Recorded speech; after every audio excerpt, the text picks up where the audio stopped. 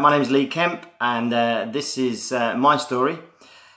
And then one day, who knows? Maybe this story could be your story. I hope you enjoy. Cheers.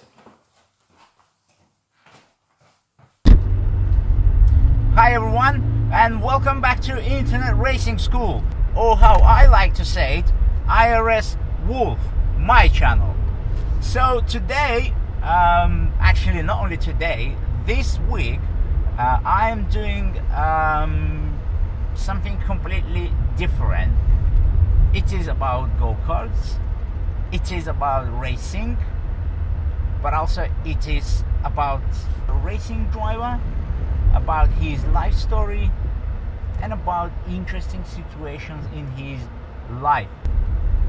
And right now I am driving for a meeting with that guy, and he's already there waiting for me, because I am as usually late everywhere.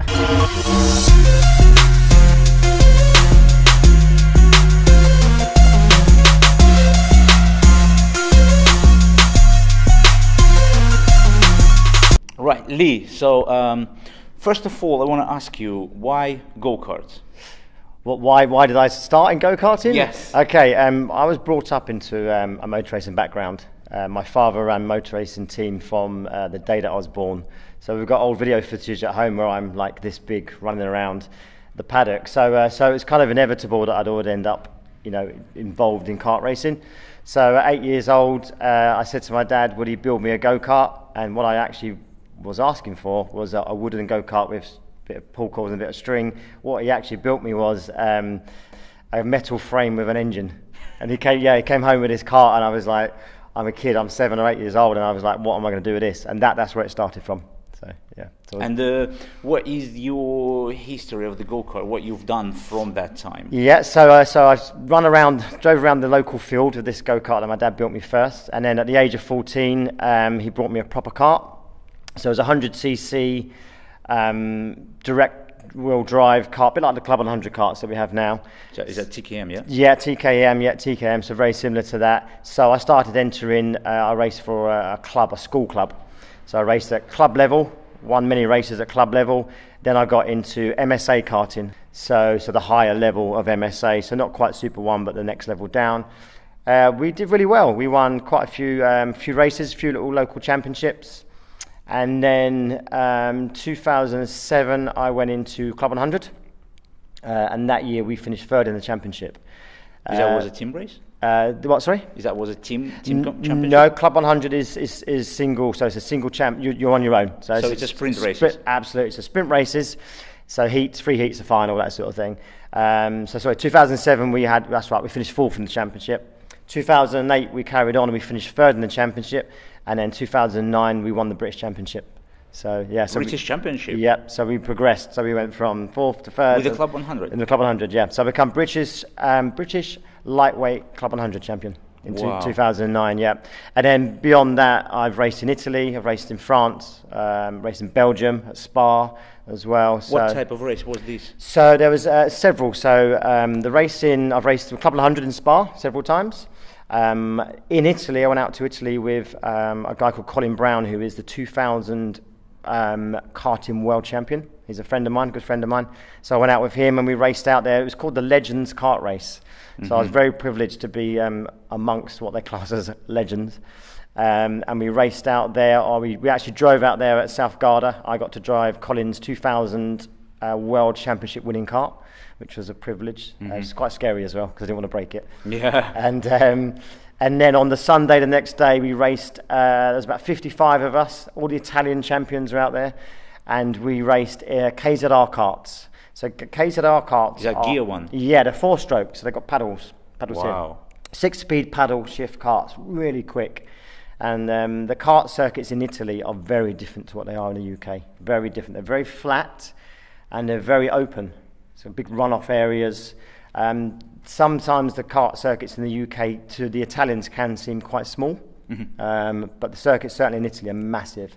So I went out there, raced in the Legends race, and I came home with 7th. Seventh, yeah. It was my first time in the KZR, first time in Italy, First time against these Italian champions, and I actually only finished 2 places behind Colin Brown, who's the world champion. Really? Yes, I was well chuffed. Yes, I was really, really chuffed. And it was brilliant because the Italians out there gave us so much respect, so much. They really invited us and really welcomed us in, so yes.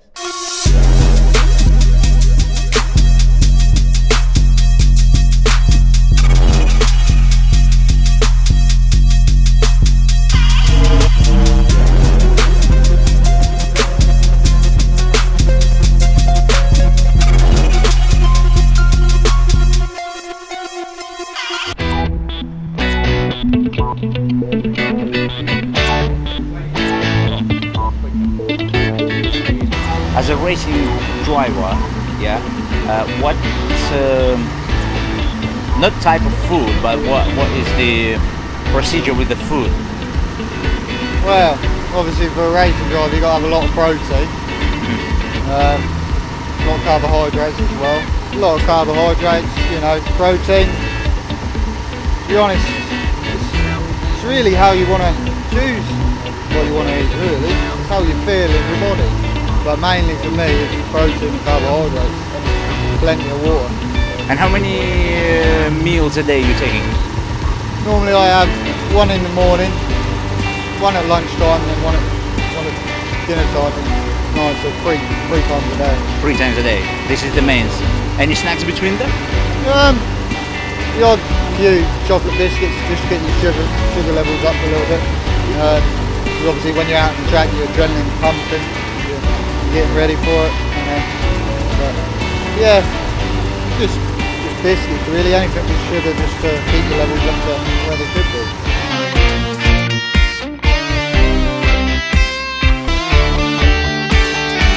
We can see that you have your lunchtime. Yeah. Listen, can you tell me for the racing, yes, to be prepared and strong enough for racing, what type of food racing driver should have? If he wants to be professional. Professional, I had pizza last night. You had a pizza last night? What you have now? I've got bacon and sausage today, so... Bacon and sausage? Yeah, I need to put weight on. Oh really? Yeah, I'm underweight, so... So how... I've put 20 kilos of lead on the car. 20 kilos? So actually... You eating this food regularly? Yeah, I eat crap. How you keep yourself fit? I'm a builder, so I'm manual work. So. Oh, so you do a lot of physical work? Yeah.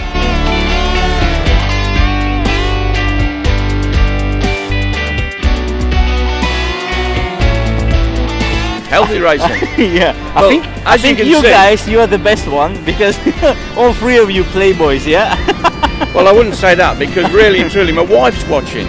So, you know, if you want to get me in trouble, then let's talk Playboy. Anyway. I think she will be happy. Yeah, she's happy to get rid of me. When she gets rid of me, she has the hand control for the TV. And she can do as she wants, you know. And as long as she's got a smile on her face when I get home, that's fine. Anyway, let me tell you, I used to own a leisure centre and a gym. And health and fitness was a big part of what I used to do 10 years ago. Right. Personally, I think you've got to actually make sure you're strong enough with the food you eat.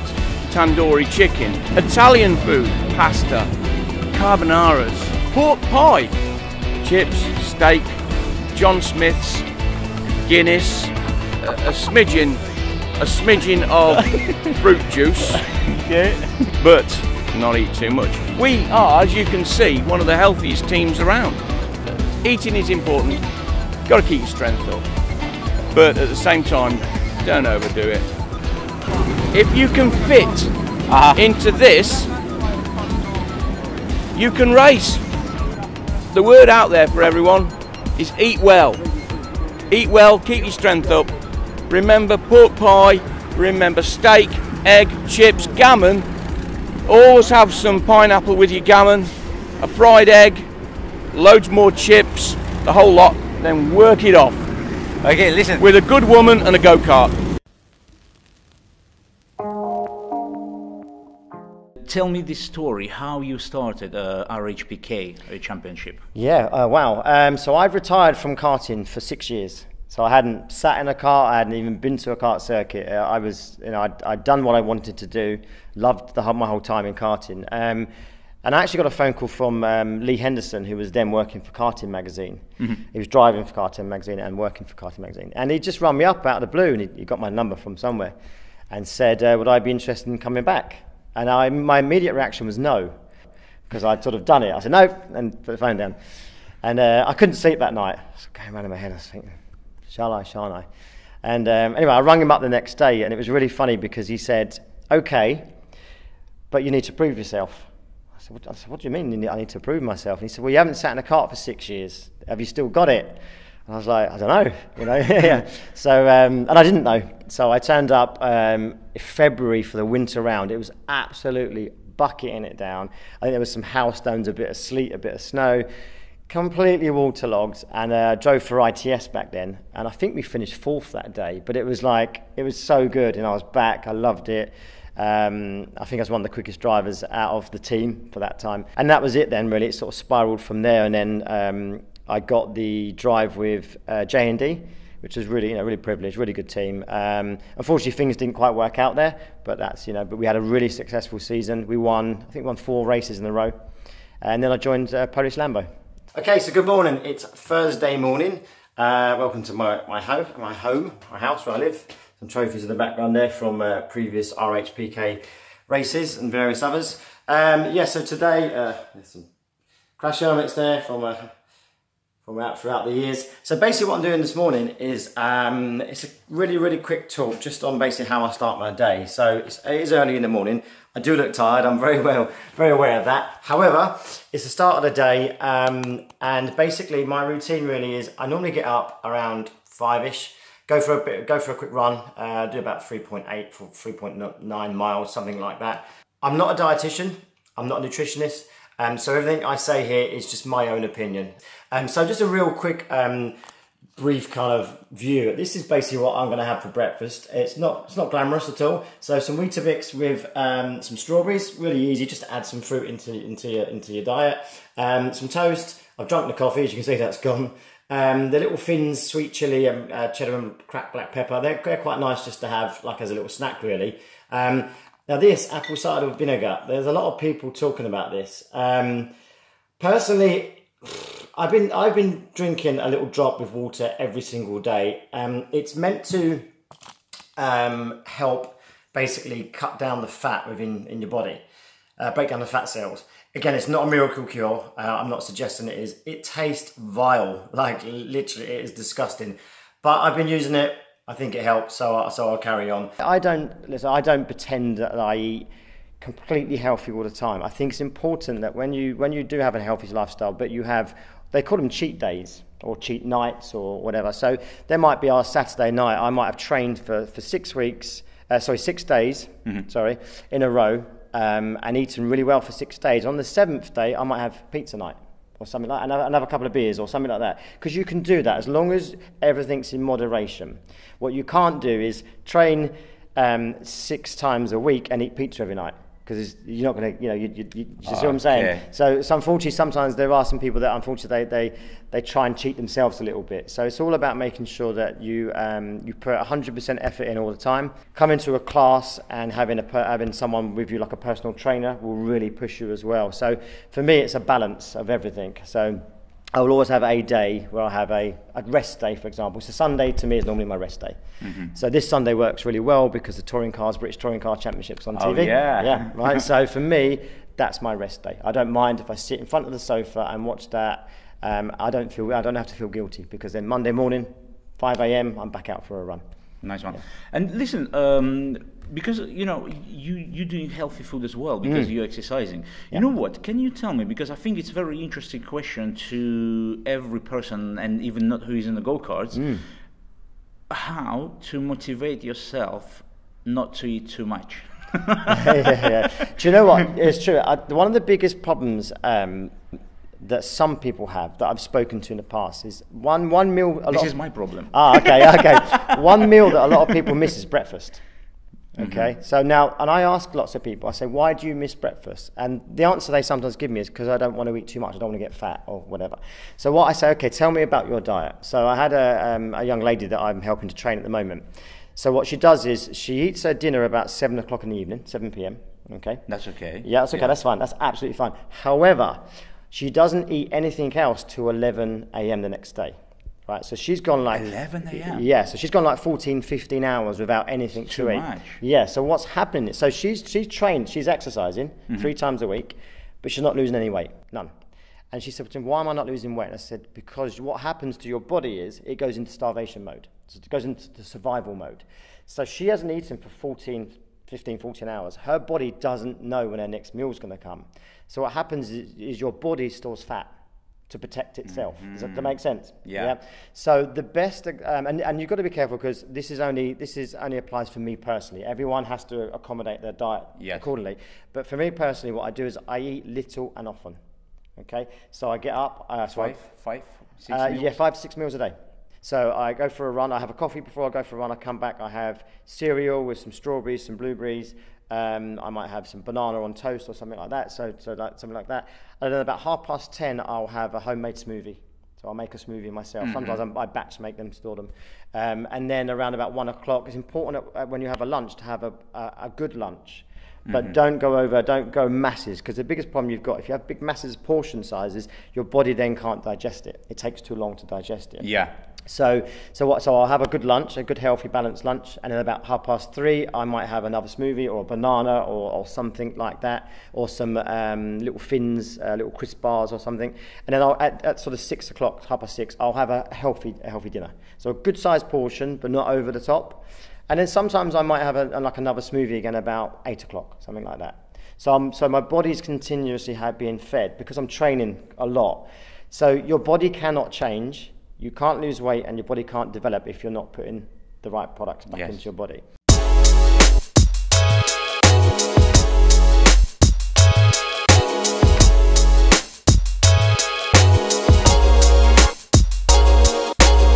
Fitness. Do you do any fitness for the go-karting? Me personally, no. I currently smoke. Oh really? Yeah, I currently smoke. I'm I do about 20 fags a day really, but I drink a lot of energy drinks as well. That's what keeps me going mainly, but I've got to a stage now where I can work it out between the both of them, so it's like healthy, but at the same time it's not, because obviously the smoking's bad for you. But you know, some drivers do go to the gym. I've tried going to the gym, but I just couldn't get on with it, and I tried my own program, this, that and the other, just to get used to it, but I just stick to the same usual stuff I normally go to, really. But don't you think that in the future, to start physical exercises? Yeah, I think, to make yourself a better person and for physical fitness, I think, my aim really is to give up smoking, give up the energy drinks, and get more health related things into my body so I can be more efficient and can last longer in the endurance, because it's key to endurance racing. It is key to last as long as you can.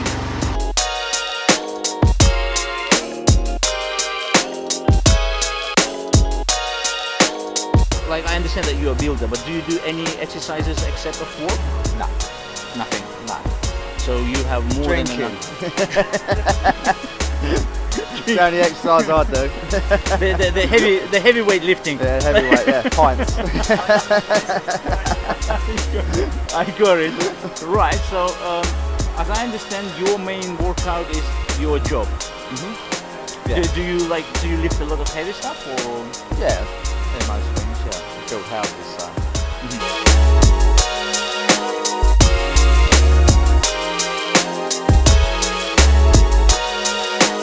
What about physical exercises? Oh yes. Yes, physical exercise is everything. Well, because you own leisure centre, so... I did. Yeah. I did. And yeah, physical exercise is very important. I mean, quite honestly, I cycle every day. I cycle to work every day. And I get out there on the cycle. I even get into top gear sometimes because it's all hills where I'm from. Yep. And the car, it hasn't moved for weeks really, because this weather and cycling is the way to go. That's why I'm in such a sleek condition. So cycling is the best one. It is. It is. I'd recommend it to anyone. And it's anyone else. It's the best one, and it's more like funniest one, relaxing one, you know. Yeah, I'd recommend cycling to anyone else. Anyone else. The final question. Not me so much, but anyone else. Hi everybody, okay, so I'm out on my way to Rock Health and Fitness Gym in Offaly. Basically we're going to do a little bit of filming there today. Just some sort of basic stuff really, just how I keep fit for RHPK and racing in general really, and general fitness. For me, I use a combination of HIIT style workouts, so high intensity interval training, and obviously then combined with boxing. So I've very much been into boxing since I was about 8 years old. I'm certainly not pretending that I'm a professional boxer or even a good amateur boxer, but I enjoy boxing, and for me personally it really works for helping with your core, obviously your upper body strength. So when you're in a cart, as you know, you're sat down the whole time. So an hour and a half, hour and 20 minutes in a car, your upper body really takes it. Your forearms, your shoulders. So yeah, so basic boxing drills are really good. What I do is Lisa, who owns Rock and Health Gym, she will basically put me through a couple of cycles of pretty basic drills really. Some jabs, some hooks, some crosses, some straight punches, some power punches. But yeah, I'm feeling really good. I feel really pumped today, feeling in a really good mood, feeling strong. So yeah, see you in a bit. See you at the gym.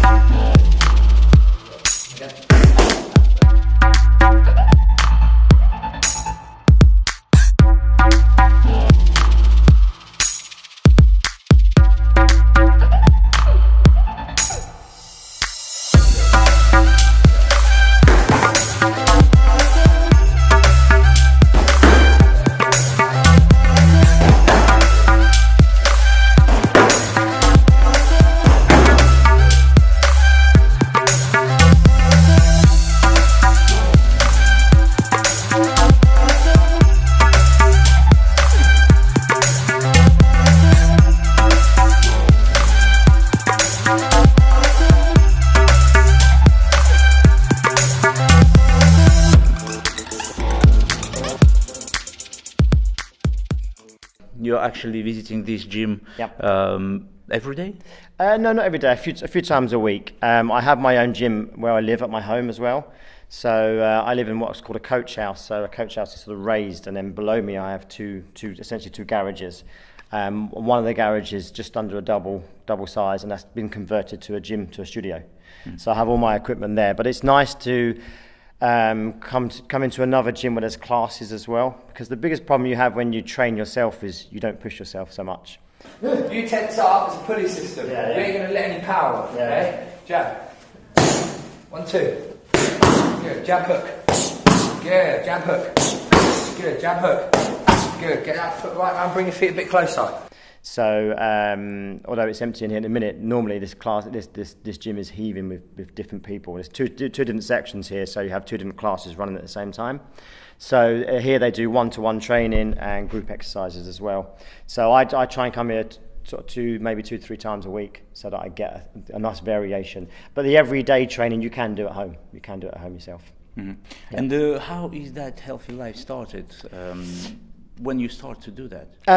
So I've always been into sort of trying to keep fit. Since you started to do the go-karts? Since I was about 8 actually. Well, my interest in boxing started when I was about 8. Double jab. Good. 4, 6, 7. Double. Double. Single. 10. So I've always been into boxing, but my sort of healthier lifestyle. I mean, at school I was always good at running. I was always very sporty, But then my healthier lifestyle started more when my karting career kind of really took off, you know, was going very well. Obviously back then I was younger, so naturally I was fitter without having to try. I'm 42 now, so obviously the older you get. 42? Yes, I'm 42 now. I thought 28. but I tell you what, but honestly, hand on heart, I'm fitter now than I was when I was 21. Hey, so. So it's just important to obviously it's important for everyone individually to work out what your lifestyle is, how much or where you want to be with your fitness. And a little bit about your daily exercises. Yes. Okay. So at the minute I'm training 6 days a week. So I'll jump on my running machine. So I've got a proper full-size running machine. I will run anywhere between 3 to 6 miles on the running machine. And then I'll probably skip, so lots of boxes skip. Sounds really silly, but skipping. So I will do something like 4 to 5 rounds, 4 to 5 3-minute rounds of skipping. So skipping on the spot and then alternating. So I might get to sort of 20 seconds in, then do a bit of a sprint, and then go back to normal and do another sprint. So I'll do 4 to 5 rounds of 3 minutes. I'll have a minute rest, either 30 seconds or a minute rest in between each round. And then I will do, it's called HIIT workout, high intensity interval training. That's what we'll do a little bit of today as well. So what that's all about is just making sure you get your heart rate right up. Okay, because you burn fat when your heart rate's real high. Like up and down. down. So exactly. So you're getting your calories, you're real burning real calories really fast. You're keeping the intensity up all the time. And I always finish my workouts, or normally always finish my workouts with ab exercises. So okay. So it's abs. Okay. Yeah. So I'll lay on a mat, and there's a workout. It's called Tabata. And Tabata is you can download the songs, and what it is, it's 30-second burst, 20-second rest, 30-second burst, 20 8 rounds of that. But I'll do different exercises, and I'll do 2 to 3 rounds of 8 minutes of ab work at the end. And then obviously at the end, it's really important you make sure you stretch out afterwards. So I'll do a good 5 minutes. 3 to 5 minute stretching session at the end. Get under it. Good, double. Get that reach now. Double. 4. 4. 4. 4. 4. 4. And relax.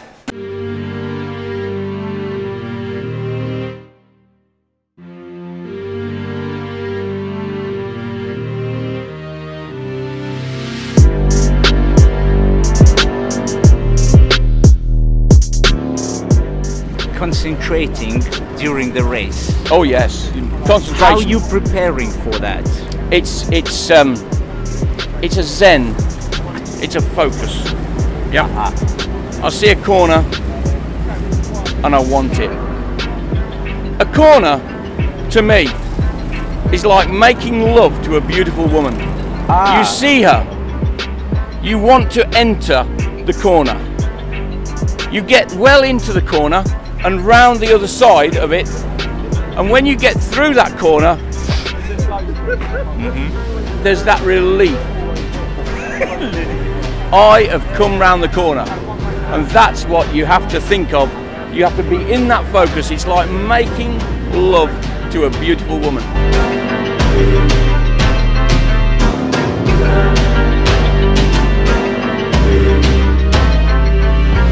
Concentration. When you're driving, how you keep yourself concentrated for long races? Well, normally what actually happens is, because obviously it's 4 hours, it's a long race, I normally prep myself up before I go out the 4 hour.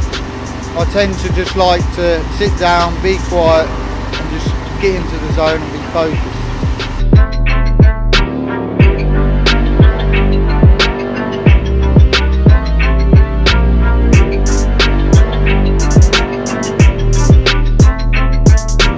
You're doing 4-hour race, yeah? So you do somewhere, what, 1 hour 20 minutes in the go-kart? Usually 1 hour 30, 140. 130, 140, yeah? Can you tell me how you keep yourself concentrated all that time? I think you just have to get in the zone. Like, just focus all the time. And do you do any preparation before the race? no, once I sit in the car, get in the zone straight away then really. As soon as I pull out the pits, I'm focused.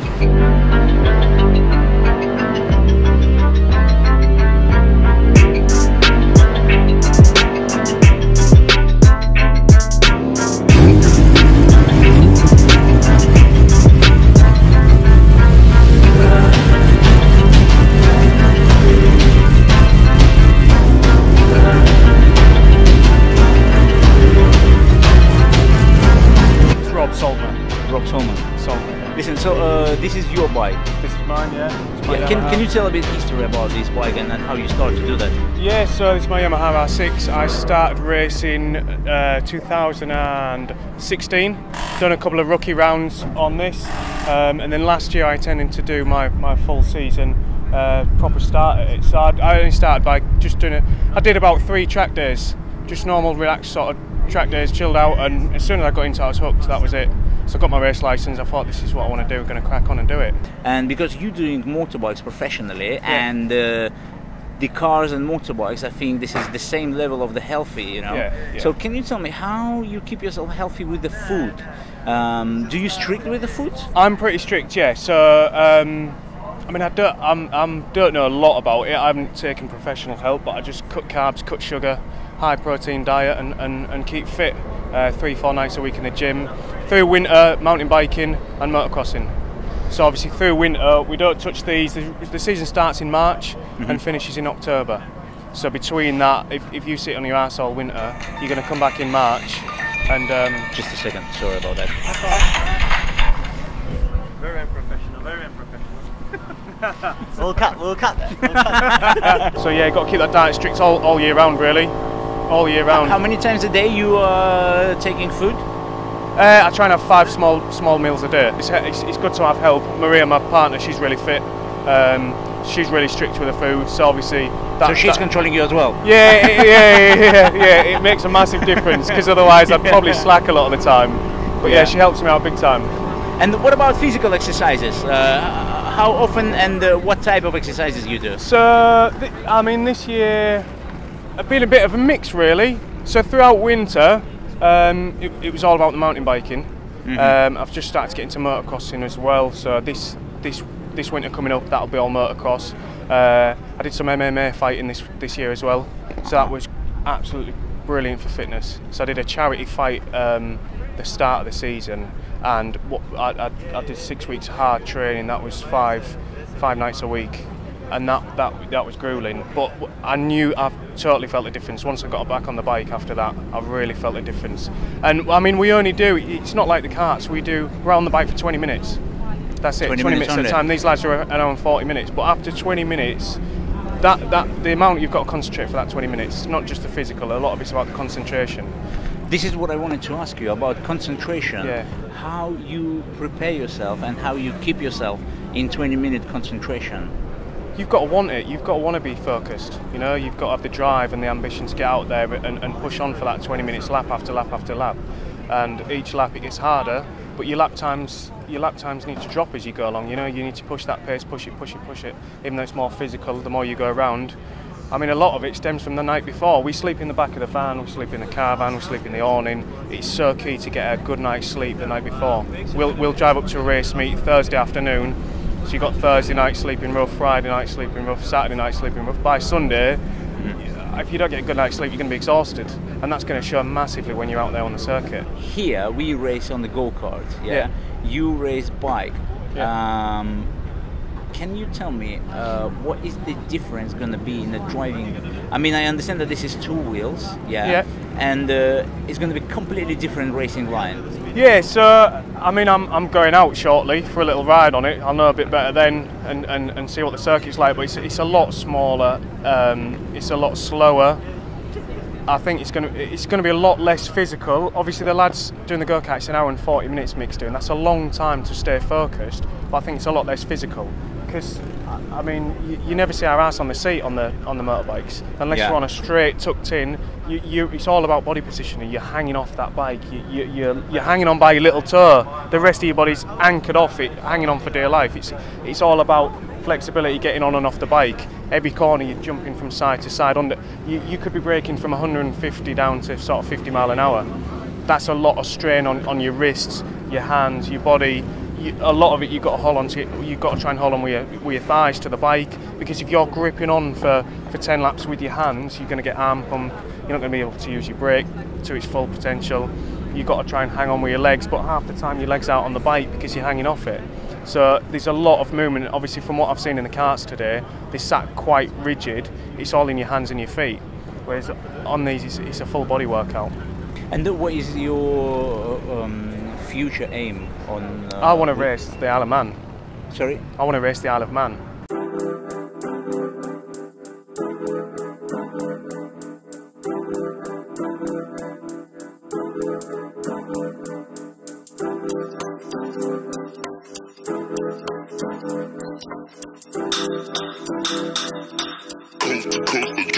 Next level.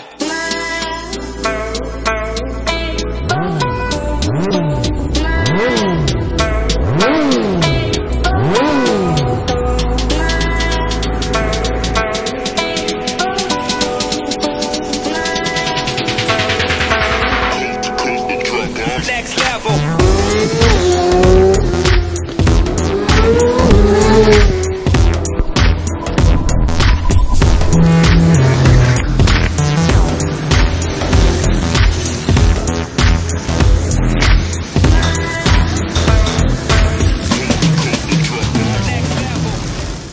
I would like to ask you about the project which I've seen on the Facebook on your page, which is called My Story. That's correct, yes. Yeah, so my story is exactly that. It's telling, it's called My Story Living with Anxiety.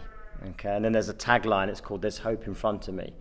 Now what my story is, it's telling how I lived from, I had a bit of a rubbish childhood, at school. I was bullied my whole school life, basically. Mm-hmm. The reason I was bullied was because of my karting back in the day.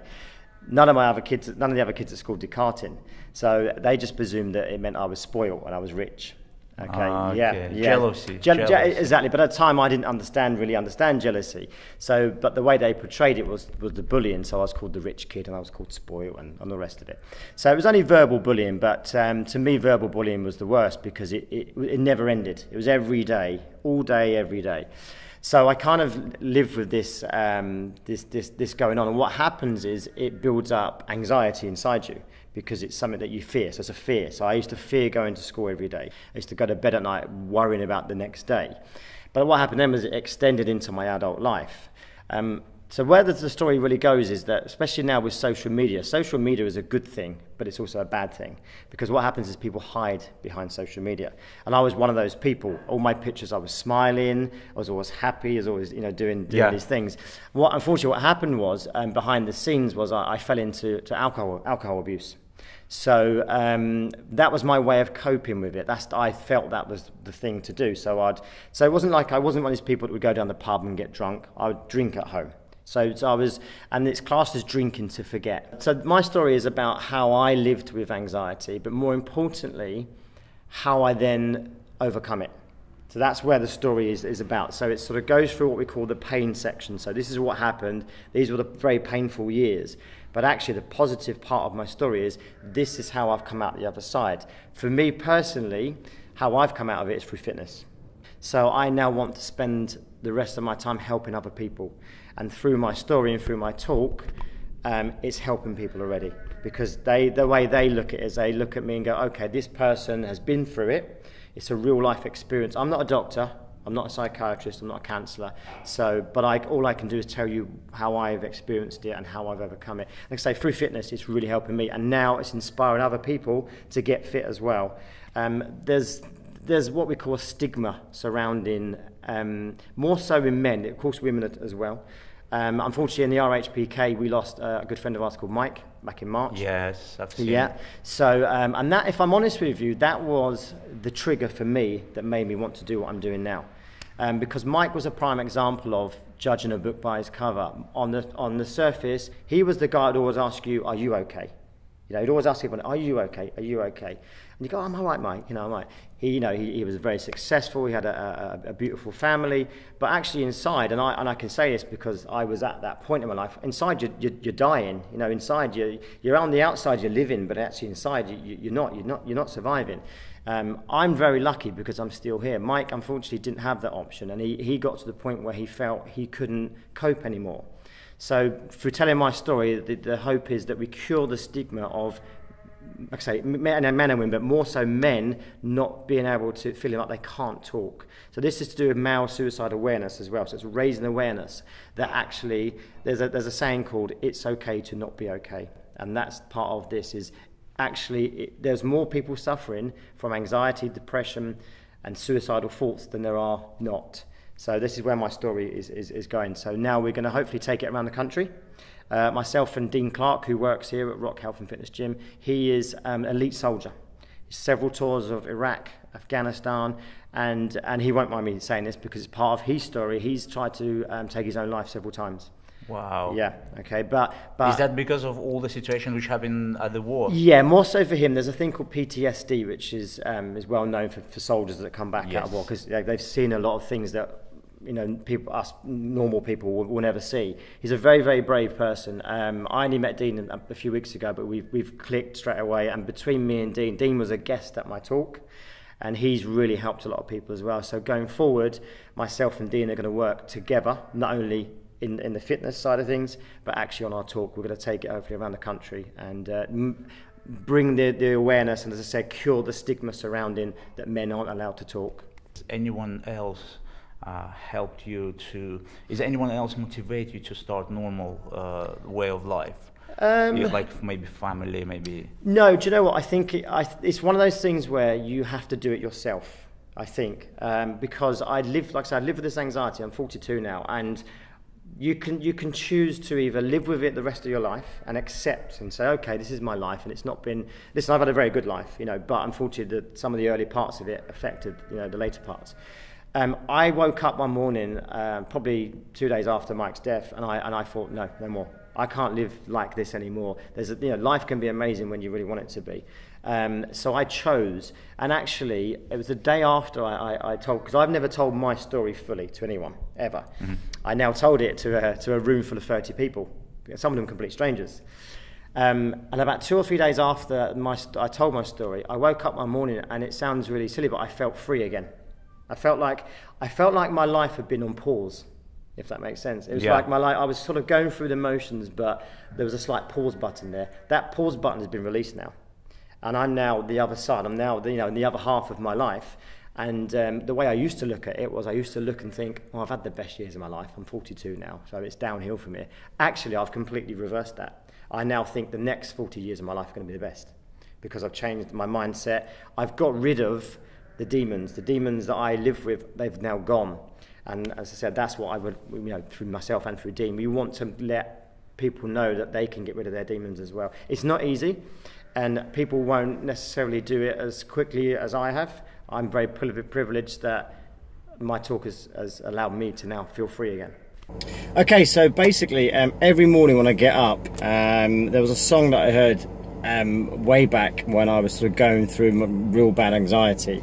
And I heard this song for the first time. I never heard it before, and it just got me instantly. I play this song when I do my talk, but anyway, I'll play it to you now while I'm driving. I'll play a little bit of it. It's called There's Hope in Front of Me, and that's actually part of the title of my my talk, which is based around the fitness and everything else and the anxiety. So I'll play the song now for you.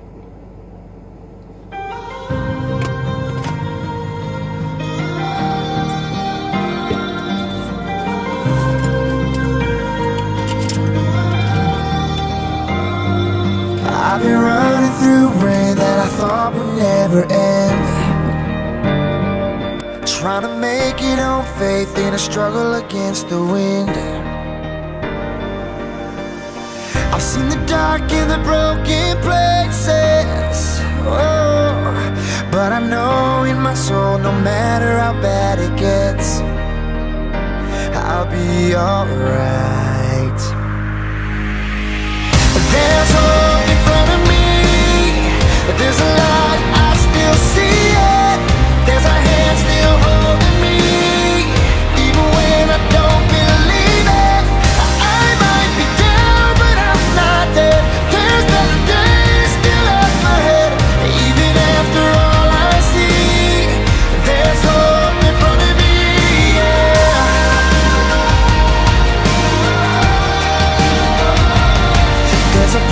peace at the end of the storm you finally find, where the hurt and the tears and the pain all fall behind. You open up your eyes and up ahead there's a big sun shining. Right then and there you realize you'll be alright. There's hope in front of me, there's a light, I still see it. There's a hand still holding me, even when I don't believe it. I might be down, but I'm not there. There's better days still up ahead, even after all I see. There's hope in front of me, yeah, yeah.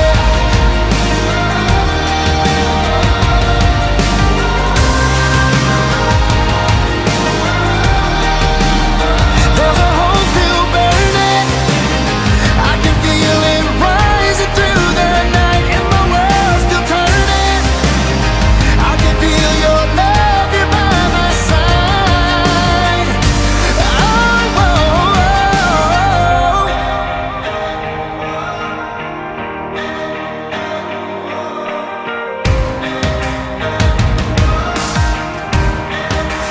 you're my heart.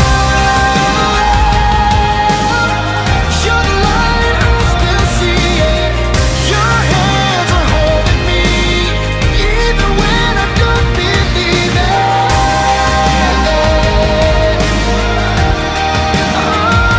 got to believe, I got to believe.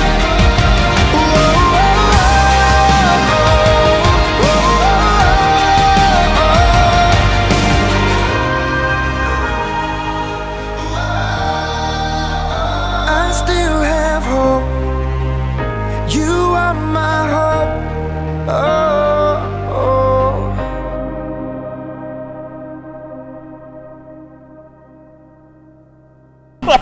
My camera. It's gone a bit floppy, but the fact is, you should subscribe to the channel. Subscribe to Like it. subscribe, like it. Make sure you put a like on it. Subscribe to it. Just make sure. I've not been karting long. You know, that's probably why we're not so good here. But the thing is, make sure you leave a comment about entering a corner, because we all want to enter a corner. No matter how old we get. Lads, there's one thing I've got to do before you finish. Do you know what? This is racing, RHPK style.